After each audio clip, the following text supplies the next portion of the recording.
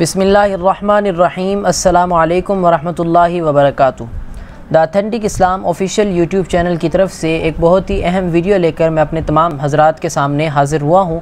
آج کی اس ویڈیو کا موضوع ہے وضو کے دوران کی دعا، یعنی وضو کے درمیان میں کون سی دعا پڑھنے کی تعلیمات حضور پاک صلی اللہ علیہ وسلم نے ہمیں دی ہیں۔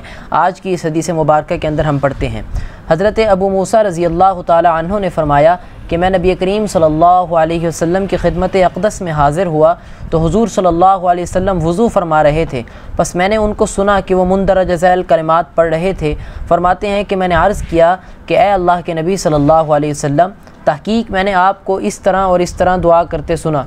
اللہ کے نبی صلی اللہ علیہ وسلم نے فرمایا، کیا ان کلمات نے دنیا اور آخرت کی خیر میں سے کسی چیز کو چھوڑا ہے؟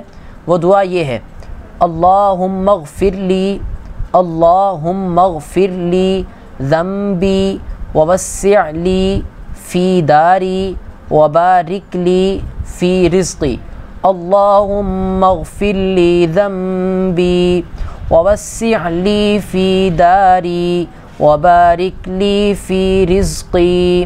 ترجمہ کیا ہے؟ اے اللہ میرے گناہوں کو معاف کر دے اور میرے لیے میرے گھر میں کشادگی کر دے اور میرے لیے میرے رزق میں برکت عطا فرما۔ تو یہ دعا ہمیں وضو کے درمیان میں پڑھ لینی چاہیے۔